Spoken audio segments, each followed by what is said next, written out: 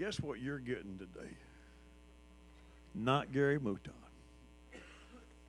Not even close to Gary Mouton. But it's his memorial service coming up in June, and he was such a great man, a great friend of this church. So we're just going to try to do Mama in memory, in honor of our moms, and in memory of our dear friend Gary. So just go get a drink of water, go to the bathroom, whatever you need to do right now, be a good time to do it. Who's the one who tied your shoe when you were young and knew just when to come see what you had done, Mama? Oh, Mama. And who's the one who patched your eye and told you not to cry 'cause he was too big for you to try, Mama?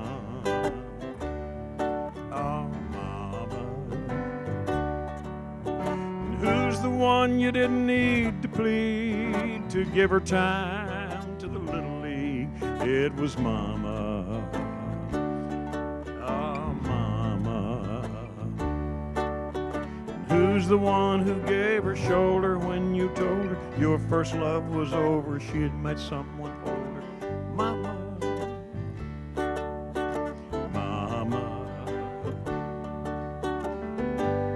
Just pretend there's a guitar riff coming right here. Did you hear that guitar riff in the background? Oh, Mama. Who's the one who taught you obligation leads to dedication, then to graduation, Mama? Oh, Mama. And who's the one who's shown the friends you've known home away from home when they were tired and all alone, Mama? Oh, Mama. And who's the one who held a tear inside when you introduced your future bride? And who's the one that didn't mean to cry as you walked down the aisle through tears you saw her smile, Mama?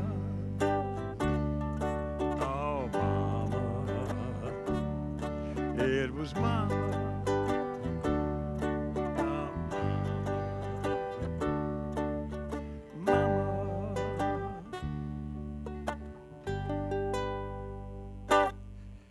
That's it. Thank y'all for trying to make that passable. That was sweet of y'all. Very nice. Thank you.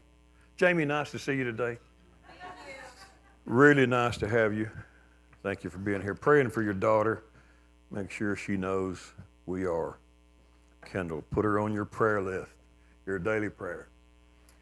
Several years ago, I preached a sermon called Regrets, and after that, somebody came to me and said, if you could go back and do life over again, would you do anything over that you've already done? And it was just a conversation. I think, in fact, it was at breakfast. And I said, I don't know. That's a good question. You mean knowing what I know now, would I go back and do things over? And he said, yeah, I mean, knowing what you know now. And both of us yacked about it a while. You know, I thought, well, my kids didn't turn out too good. I might go back and start some things over. And I don't know. But what we discovered was, you know, if you think about it, if you could go back and do anything over based on what you've learned and what you know now, well, then you might change something you did, but whatever you changed, that would still be an unknown to you because you have no idea how it would turn out had you done it differently. You only know how it's turned out. And the two of us, talking that particular morning, decided we really wouldn't want to go back and change anything. But in the process of that conversation, I said, well, there is 1 month I'd probably like to relive. If I could just go back and redo 1 month. And ironically, it had to do with my mom. This is a picture of my mom a couple of weeks after I had come home from Vietnam. I was in Vietnam during the war for 13 months. I was attached to 25th Infantry in Cu Chi for 9 months, and then Camp Jones for about 4 months. And then I came home, and I had about 3 weeks before A church in East Texas had just written me a letter while I was in Vietnam, said, when you come home from Vietnam, would you mind giving us a weekend, come down and talk to the high schoolers and young people in our church? Preach to them, he said in the letter. And I wrote back and said, I'm not a preacher, which I was not. I'm not a preacher. And he wrote back and said, oh, I know that. I just want you to come talk to them, answer questions, share with them. I've heard that you've got a prayer service in Vietnam. You've kept your faith. I just want somebody to talk to the kids about life and war and whatever. So I agreed to do it, and I was looking forward to doing it. I spent 3 weeks getting a car and getting ready to go. And the rest, as they say, is history. I went down to Lufkin and spoke to the young people, and then he begged me to stay another week. And we turned it into Thursday through Sunday. And then the phone rang and somebody called and said, could that boy come over and talk to my kids in my church? And then I spent the next almost 2 years, year and a half, year and 7 months just traveling around the country, just driving wherever the phone would ring and somebody would ask me if I would come. I went from California to Mississippi and all the states in between for the next year and a half. Now, you got to remember in those days, we didn't have cell phones. We didn't have, I don't know if we had anything. We didn't have, like I'm talking about now. There was no way to connect with anybody. You stop at a payphone anywhere along the road, you got to call collect unless you got a whole lot of coins in your hand. You just keep dropping quarters and nickels in a phone for payphone. And, your mom, your dad just said, well, when you get to California, son, call us and let us know you got there okay. There's a lot of miles you can get in trouble between Dallas and California. But nobody thought that way. Nobody cared that way. And the only reason I mentioned this month I would go back, if I could just go back and do any month over in my life, it would be the first month after I came back home. And it would be because of Mom. You can't read that wall back there on that door. There's a sign that says, welcome home, Danny. The church that they were going to threw me a little welcome home party. I should have shown you the picture of my whole family standing behind that table. It looks like a funeral. I'm not exaggerating. Nobody looked happy. I'm standing there. You wouldn't know it's me if I had. I wish I had that picture. The only time you'll see me skinny, I was skinny. And all my family is standing there like, nobody was smiling. I'm not exaggerating. Nobody was smiling. Nobody knew what to do. I think I might have been the only or the first welcome home party that had at the church. Nobody knew what to ask. You guys coming back from Vietnam know what I'm talking about. Nobody knew what to ask you. Nobody knew what questions. What are we allowed to ask? So nobody really knew. And I came home totally ignorant about the mind of a mother and the heart of a mother for 13 months, that her boy was in the war. And that somewhere along the way, 6, 7, 8 months into it, his fiance dropped him, and I got a Dear John in Vietnam. And somewhere about 9 months into it, I just got depressed and decided there's really nothing to go back home for. I don't care if I go back home or not. And went AWOL to see a buddy 10 miles away I heard was in some other camp. And I just went out the gate without telling anybody I was gone because I didn't know and didn't care if I made it back or not, because there wasn't much to live for. It turned out to have a great experience because of that in the long run. But at the same time, all Mom would get was a letter that took 7 to 10 days to get home. And she might get a letter that says, I don't really know if there's much to come home to. I don't know what the point is because I was low. And she'd get that. And by the time I got a response from her, another 7 to 10 days, it could take 14 to 20 days to get a letter back. And a lot in life changes in 14 to 20 days. When I came home, it never entered my brain what mamas would go through for 13 months because their boy was gone and he couldn't communicate back at the house. That never entered my brain. And I got to take an R&R after about 10 months to Sydney, Australia. And in Australia, I thought, I guess I should call home. The only way I knew it was call collect. And some years later, I found out that collect call was nearly $50. And that doesn't sound like a lot to y'all, but I grew up with rent that was only $30 a month, and we struggled to pay $30 a month in my junior high year. And $50 for a phone call because, well, I didn't know, just money. And there's Mom and Dad, so I called collect to the house at Thanksgiving. so I could talk to everybody, oblivious to how much money they were struggling to spend and pay that stinking bill.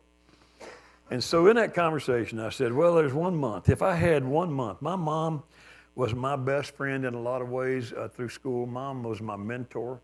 My mother had an 8th grade education, but you'd never know it. She was brilliant, and she was quite the philosopher, and she always had a good word and a positive word, and she corrected my negativity so many times. And I could make a list of quotes. They wouldn't be original. She borrowed them from here and there, but Mom loved the sound bites, and she loved the quotes. She would say things like, when you hear people being rude, that's just an imitation of strength. Don't ever forget that. Rudeness is an imitation of strength. Well, she didn't get that. She got that from some philosopher somewhere. She didn't make that up. And so that was Mom. All the way through my growing up years, Mom always had I'd say, I don't know how to find the will of God. A preacher said, if you don't get the will of God, you're going to miss the will of God, and you're going to hell, and you're going to be crazy. And Mom would just calm it down and say, son, that doesn't even make sense. Why would God love you and give life to you and then make you not know what he wanted out of your life? And she turned to Ecclesiastes, put her finger on a verse, made me read it. And the verse said, whatever you find to do, do it with all your might. And I said, okay. And she said, what is it? How does it say it? Read it again. Whatsoever your hand finds to do it with your might. What? She said, so there it is right there. He's not telling you what to do. He's telling you, you find what you like to do. Whatever your hand is doing, you do it to the best of your ability. And I did. My first job, a grocery store. They let me buff the floors. I wasn't trying to buff them and get out of there so I could go with the buddies and do things. I wanted them to be the best that ever buffed, because she'd put that in my head. Whatever your hand finds to do, you do it. And so I did it. When I got drafted in the Army, and they give you all these battery of tests for 2 or 3 days in these warehouses, and you're coloring the little line in the multiple choice, and they're feeding them through a machine to hurry, and they keep eliminating guys. Out of the 200 or more guys in my company that they were giving us all those tests to, did you know they just singled out about 4 of us at the end? And the captain that pulled me in and wined and dined me up in his office in El Paso and Fort Bliss, he said, look, I'm just going to level with you. Your scores are some of the best we've ever seen on these tests. Hey, it wasn't because I was the smartest in the crowd. I heard guys in there saying, I don't even want to be in the Army. I'm just going to put A on every one of them. I don't want to. It wasn't because I was smarter. It was because I didn't goof off. I tried my best, because Mom had drilled that in my head. Whatever you do, if you get a job cleaning a restaurant, you do it well to the best of your ability. And that was my mom. And I came home from Vietnam and hardly had a conversation with her, because I had to hurry up and decide what I'm going to do. Get a car. I got to have a car. I got to be able to be mobile. I got to get a car. So I called around to people with my limited funds from the Army, and I found a car in a body shop. A friend had rebuilt it, and he said, I can sell this one to you pretty cheap, 69 Chevy Impala. Okay, that's the one. I bought that car. Then I had to drive it, and I had to go see my friends and catch up on everything, but not Mom. So if I had a month in my life that I could relive and just go back and say, just that month, that 1 month, it would probably be the month I came home, because I would love to have sat down and caught my mother up on all the things that she would never hear for the rest of her life from her son. Never talked to her about Vietnam, about the war, about what went on, what it was like. And I know as mothers, now I know a lot of mothers, they would just love to have heard all the things from their son. I wound up writing stories for a living, not for a living, just made a lot of money. Sold over 72 short stories, had a newspaper column, 2 magazine columns at one time. And my mother would read a story and call and say, I just read that story. I did not know that happened. Well, there wasn't any need to talk about it. So my apologies to all of you moms that the boys you raised don't really talk a lot to you after they don't need you anymore. What they needed you to do was wash their clothes and make their beds for them and give them money so they can goof off. I didn't mean to, I'm not pointing. I'm just throwing my hand out in general. That's what they need from you. And forgive us if we don't always think about how your heart has broken and worried and been anxious 1,000 times about the safety of your kids. Not your daughters. Your daughters, you don't really care how they turn out. But you do care how your boys turn out. I'm not gonna keep you long, I promise you today. I'm not gonna keep you long. I want to share a few quick Mother's Day things. John the 19th chapter, verse 25. There stood by the cross of Jesus. He's hanging on the cross. He's dying. He's covered in blood. He's barely clad. There stood by the cross his mother's sister, Mary, the wife of Clopas, and Mary Magdalene. The three Marys are the ones standing by the cross. Oh, and then the disciple whom he loved was standing by. And when Jesus saw his mother and the disciple whom he loved, that'd be John, standing by, he said to his mother, "Woman," and not being disrespectful, it'd be like you and I, it's translation here, it'd be like, "Madam, lady, dearest, behold your son." Now, he can't even point to her like I am. He just had to hang there and use his head. "Behold your son." And then he turned to the disciple and said, "Behold your mother."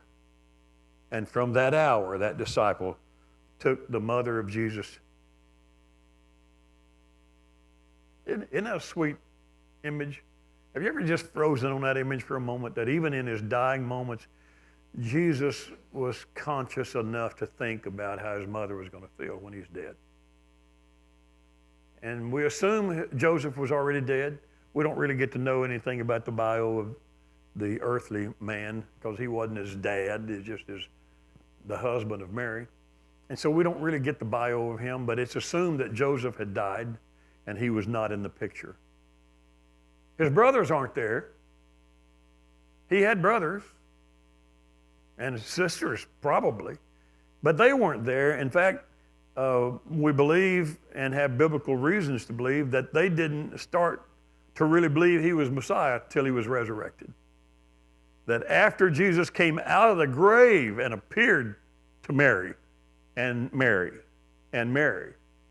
John and the others, then his brothers said, "We should have known. Of course he is. Of course he was." So he couldn't even look down from the cross and see his brother and say to one of his brothers, "Take care of Mom." And yet he thought of her in that moment, "Behold your son." And John, "Behold your mother." And from that hour, John took his mother in. It is believed that they lived in Jerusalem until she died. Some people think that in the later years of John, he moved to Ephesus and Mary moved with him. But I think most scholars think that she died in Jerusalem many years later, before the exile from Jerusalem, and that John kept her. And then after she died, John moved to Ephesus. And I think he's the only one that didn't die a martyr's death. It's almost like God favored him. "You take care of my mom, don't worry about the end. It's going to be all right." But it just intrigues me, and I think that's why I wish I could pull that month back, because I never had another intimate. I had so many intimate conversations with Mom growing up. My mother had an answer for absolutely everything, but it was always a wise answer. She didn't do it for you. She didn't solve it for you. She told you how to solve it or what a good step would be towards solving it. And my mother was absolutely I love my dad and my mom, but Dad and I didn't have heart-to-hearts. He just didn't have time or waste time. Suck it up. You got a problem, fix it. Don't bother me with it. And that's good. I like that about my dad. But Mom, come talk to me about it. And I could pour my soul out to Mom, and Mom would come up with a suggestion, an idea. And then I came home from Vietnam and just pretty much ignored her. And she had been involved in the breakup with my fiance, and I know she probably thought then that I didn't really include her in much. She probably thought I blamed her, and there was nothing to blame. She couldn't have had anything to do with it. She just decided, Vietnam's a good time to realize I don't like this jerk.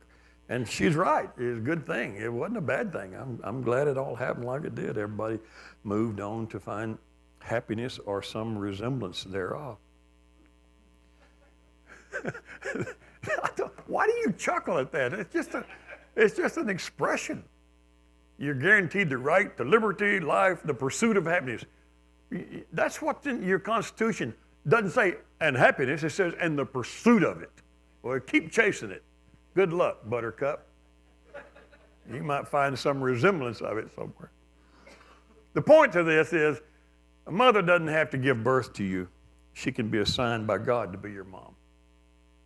Some of you were raised by somebody that didn't give birth to you.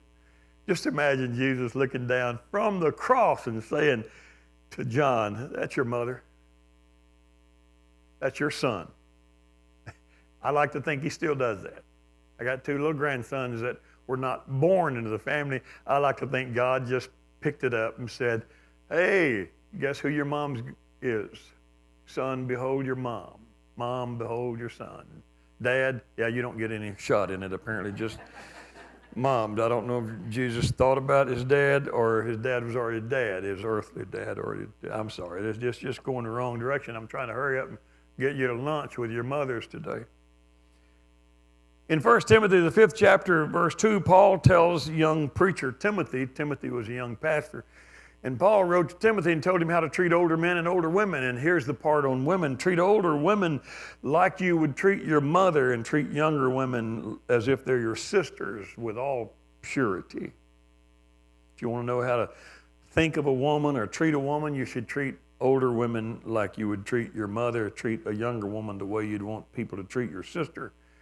I don't know what you do about people that are your same age. That's not in the verse.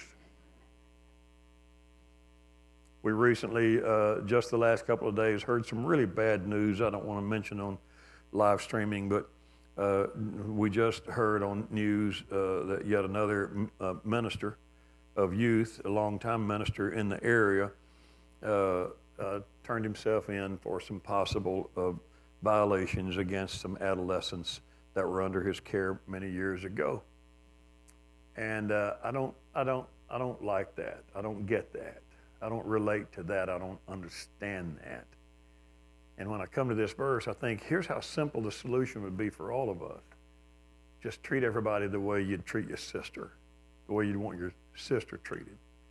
When I was in the 5th grade, I heard my sister, we had to stop off at my grandmother's house after school. My sister and I went to the same school at that time.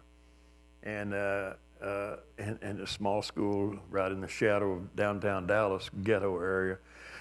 Went through the 8th grade. She was 8 and I was starting the 5th, I think, something like that. I was 10 years old. And I heard her crying down the street, and I ran over to the edge of the street, and I saw my sister and a gang of about 5 boys, and they were tormenting her, and I guess they would have said they were flirting with her, but they were tormenting her, surrounding her as she tried to hurry and get to grandmother's house. And in those days, girls going to school wore skirts and petticoats. I know. You don't even know what that is. They wore petticoats. They stuck that dress out. One of those boys had already ripped her skirt off, and the only thing protecting her was the petticoat. And in those days, even that felt immodest. You don't want anybody to see your petticoat. But she's wearing her, is it the right word, petticoat? All of a sudden, the word coat seems stupid. Why would they call that a petticoat? It's not a coat, it's a skirt, petty skirt. It's a stiff thing that made it have bell-shaped. And one of the guys is taunting her, holding her skirt they've already ripped off of her. And she's crying and trying to hold her books and trying to run to Grandma's house. And Grandma had this clothesline with a 1x4 propping it up, in the middle where it sagged. And it didn't matter the age. I was old enough to know that she's in trouble, and that's my sister. And I ran over and yanked that 1x4 out from under it. And I came down like I'm going to whip those 8th grade boys with my 1x4 stick propped up, and they just make fun of me. And they come up close enough, and she's trying to get by me. And I don't think they thought I'd swing. And I swung, and the first one laid a gash across her forehead, and blood went everywhere. And I was like so proud. I was like, I didn't know that would happen. It's so exciting. And I'm ready for another one. And then they decide that's enough, and they take off running. And my sister was like, oh, thank you. And I just practiced after that. After that, I would go out and pick up that wood and see if I could swing it and hit stuff with it. I felt like a hero because I'd saved my sister. Well, she was already at the yard. She'd have got in fine. But that's not the point. The point is, I saved her life. She was going to die on the curb. And I wanted her to believe that and keep that in mind. And I remember my pastor growing up, Paul Hush, one of the greatest men I've ever known in my life. And when I came home from Vietnam and sat down and talked with him about trying to go start a ministry, how do you start a ministry? And so he agreed to become my mentor and talk to me and train me. And one of the things he said to me seemed out of place. I didn't even know why he bothered telling it to me, because I'm 21 years old, back from the war and ready to hit the road traveling. And he is mentoring me every few days. I meet him for lunch or for coffee or something. We sit and we talk. And he's trying to get my mind ready and prepare me. And he said, I was preaching during World War II. And we had a lot of men off at the war, and they left their wives behind, and some of the older men left their daughters behind.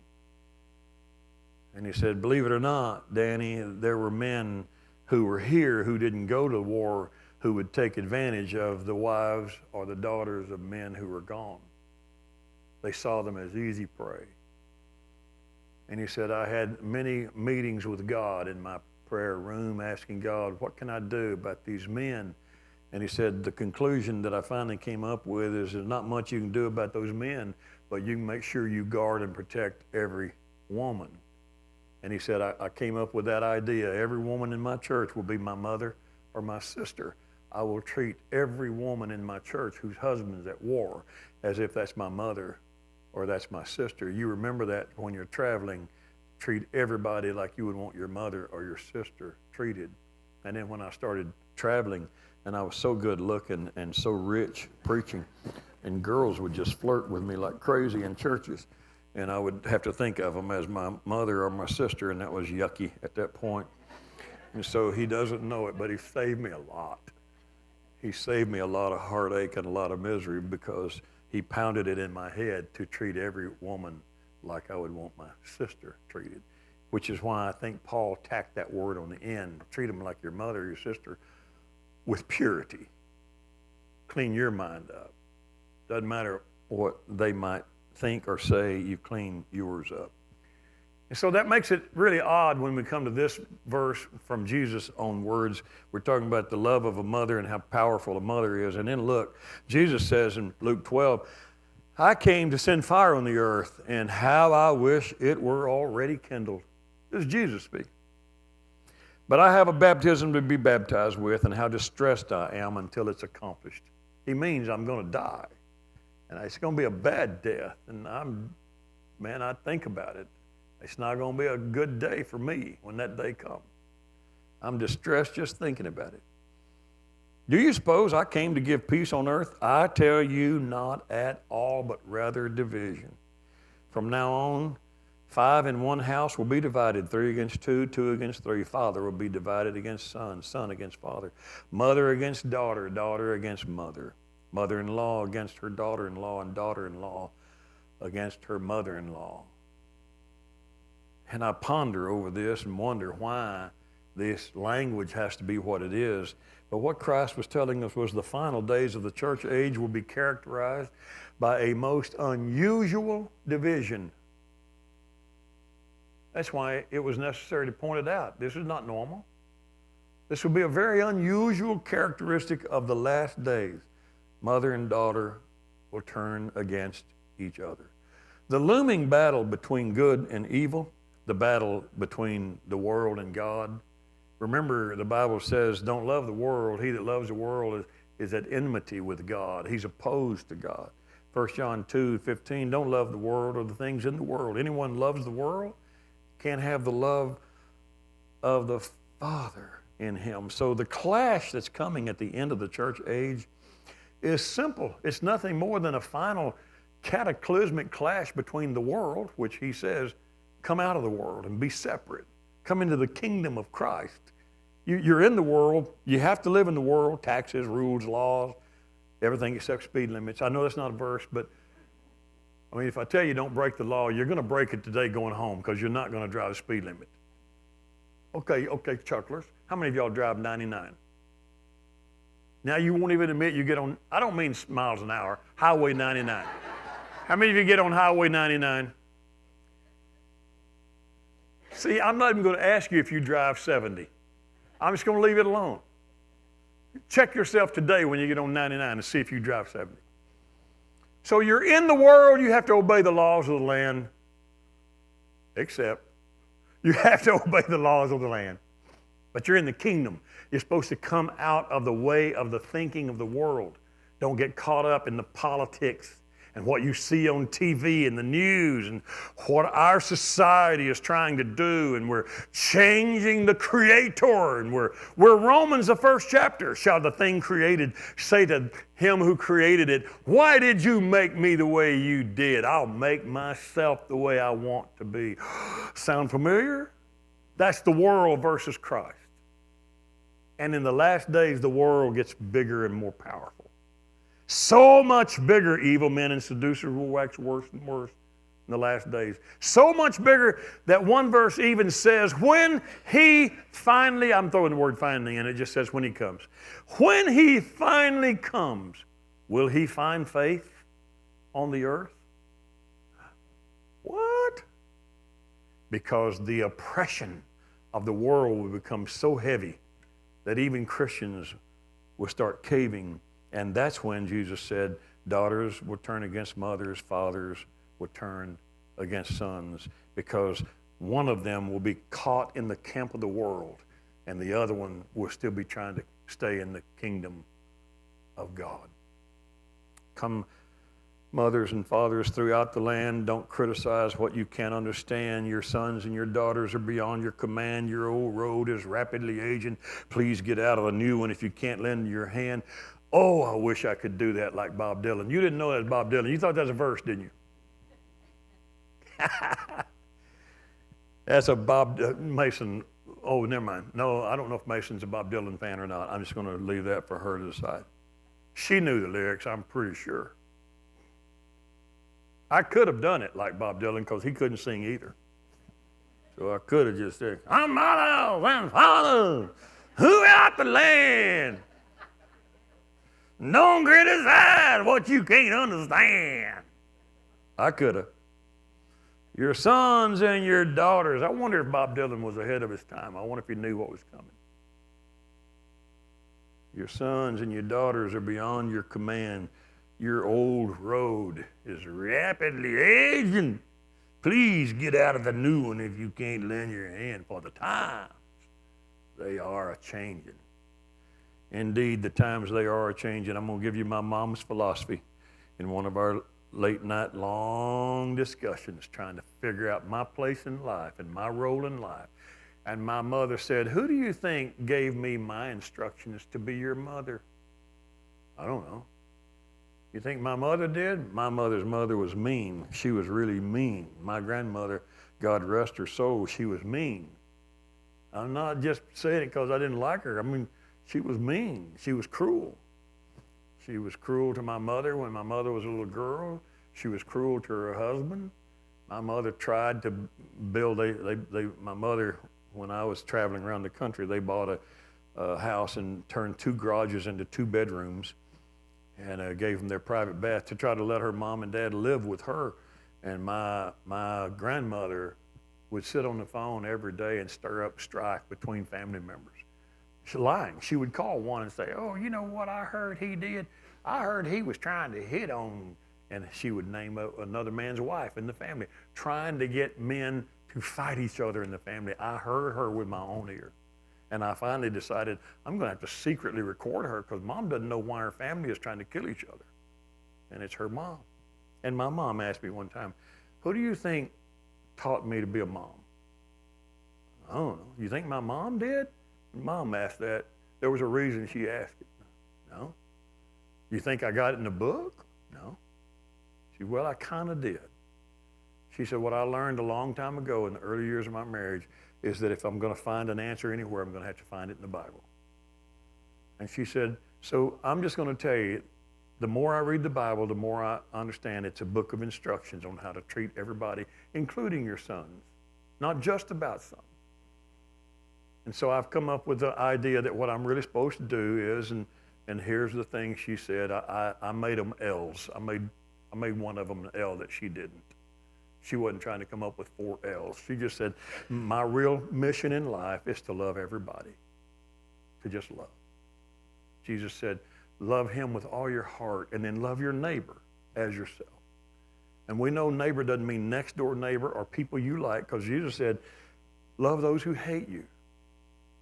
And the example of a neighbor, the Good Samaritan, and his neighbor, which of them do you think was his neighbor? He was a total stranger to this guy, and he saw him naked and beaten up on the road. And he dressed his wounds and took him to a hotel and told the innkeeper, give him a room and put anything he needs in there. When he asks for something, just do it. And when I come back through, I'll clean his bill up and pay. Now, which of them do you think was his neighbor? So Jesus was telling me, love everybody. And so that means you, son. I have to love you if I love everybody else.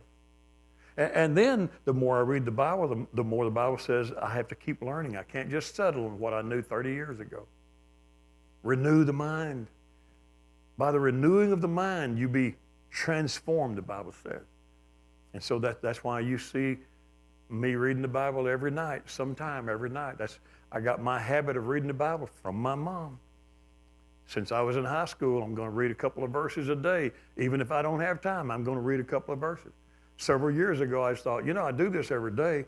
Why don't I just go ahead and torment everybody else with it? So I started doing a morning devotion every morning, and you get them every morning because I can't sleep, and I'm going to get up and read a few verses. Well, you are going to hear your phone beep at 5:30 or 6 o'clock in the morning. Now I'm teasing about that a little bit, but I'm going to do it anyway. I've done it since my high school years because that was Mom. Always keep learning. Never stop learning. Learn, learn, learn. Because you're not right the first time you learn something. You're going to change a lot of things in your life. And you want to change them rightly. So the only way you know the right way, learn, learn. Verse in the Bible, study to show yourself approved unto God. Workman that needs not to be ashamed. Rightly dividing the word of truth. You got to learn, learn, learn.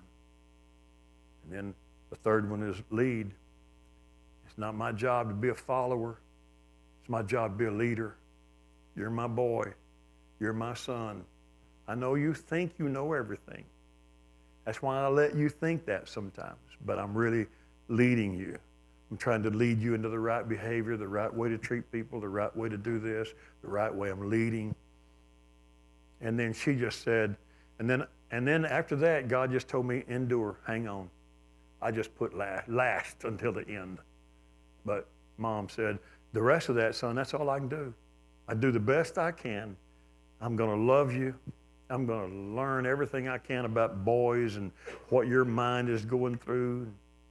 I came home ignoring Mom, and I know from later conversations down the road after I married, Mom stayed glued to the radio, and we didn't have internet in those days, so she stayed glued to the radio to find out everything changing in Vietnam because she'd gotten them out to know where my area was. And anytime they named something on the radio or TV that was going on, she wanted to see how far it was in proximity to where she knew her baby boy was. Always learning, trying to keep the mind alive and alert. And then she said, and after I do all that, all God really told me to do, he that endures to the end, just last. I just got to last. I got to outlast problems. I got to outlive things that I do wrong. I'm just not going to quit. I'm never, ever going to quit. My mom was 97 years old when she died. And I never saw her give up or quit on anything. 2 different kinds of careers in her life. Even in her older age retirement, she became the city's liaison for senior citizens in Grand Saline, Texas. They gave her a plaque at her death for honoring the city council by being the liaison for retired senior citizens in her town. That was Mom. The last 14 years of her 97 years, she had Alzheimer's and dementia. And the last 4 years, she didn't know anything, didn't know who her family was. One of the last times we took her out to eat, she sat by me. And we had the whole clan there, cousins, her kids, her grandkids. We had 14, 15 people around the long table. And she was sitting by me. And we're all enjoying food and laughter and chatting. And at one point, she leaned over quietly, conspiratorially, which she did with me a lot, because we like to talk about my sister and my brother. And she leaned over conspiratorially, and I thought some secret was coming, and she said, whispering, "Who are all these people?" And that was the first time I knew she really doesn't know anybody. So I said, "Okay, Mom." And so quietly, while everybody's laughing, we're just talking, and I pointed here, and I said, "This is my daughter, and that's my wife." And I named their names as we go around the table. And I name all of them. That's your daughter. She's not the one you like the most. It's me. That's her husband. We don't know how he puts up with her. That's Paul. And I'm just being silly, doing that all the way around the table. We get all the way through. She laughs a few times. She's keen to what I'm doing. And we go back to eating our salads and a few other things. And a few minutes later, she leans over like she wants to whisper. And I leaned over and she said, "Who are all these people?" And so I went all the way around the table, less wisecracking this time. I'm just telling her who they are. And we got all through. And I said, "So you think you got it all down?" And she said, "And who am I?" And in that moment is when I regretted so many things, including that month that I came home from the war. I wish I had just spent a month talking to Mom. Because in that moment, how do you tell your mother who she is?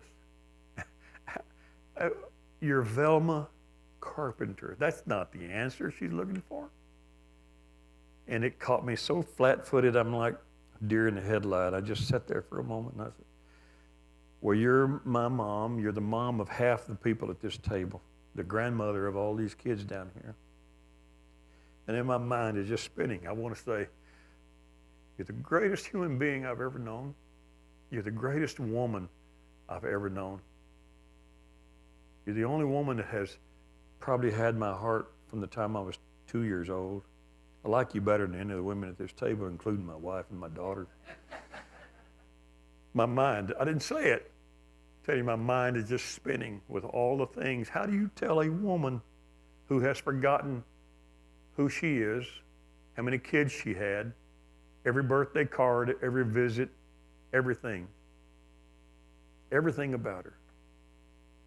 Mason wrote a song when she was 12 years old after going up and visiting Mom, and Mom couldn't remember already, and she'd point to a picture on the wall of all her family at a Christmas gathering, and she'd say, "That's my great, big, wonderful family," but she didn't know who they were because she turned right around and doesn't know you're her family. And she called Alzheimer's, not calling it by name, but in that song, she just said, "Oh, what a beautiful tragedy." Because beautiful, she meant by the lyrics of the song was, well, she can't remember any problems, any fights, any skirmishes. She can't remember when her husband died because she can't remember. But then the other side of that is she can't remember. She can't remember who loves her, who said they love her. She can't remember birthdays, Christmases, special gifts. Can't remember her name. It's a beautiful tragedy.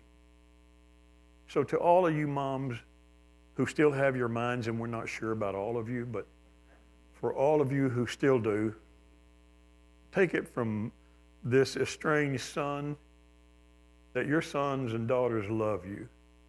Forgive us for not saying it as often as we should. Those of you watching by live streaming who could not find your way to church today, you've already slipped over that edge. We know that, and we're sorry, but you won't remember this after a while, so it's all right that I say it. I'm going to get in trouble for that, aren't I? Somebody's going to, let me see if they're already beeping me on my phone. Yep. I'm sorry. I'm just joking. For all of you mothers today, please know. The heart of your children rise up and call you blessed. Forgive us, sometimes we wait until funerals to say how much we loved our moms or our dads. So to the rest of you who are not moms, I'm going to tell you today, if Mother's Day doesn't serve any greater purpose, let it serve this purpose today. Let it remind you to thank God for a mother. Make sure she knows you love her. Make sure you have those conversations before you can't. And that's it today. Stand, please. Happy Mother's Day to you. God bless all of you. May the Lord smile on every one of your families. And let's just bow for a moment. Father, thank you for your blessing. Thank you for your love. Thank you for families. Thank you for the way you put us all together. Thank you for those you give us by birth and those who share our DNA. And thank you for those that you just give to us as a gift. Thank you for the way you arrange life for all of us. We give you thanks and praise. And somebody say, I was glad when they said unto me, let us go into the house of the Lord. Amen. Give the Lord a hand of praise today. Thank you for being here today. Happy Mother's Day. We'll see you next Sunday morning.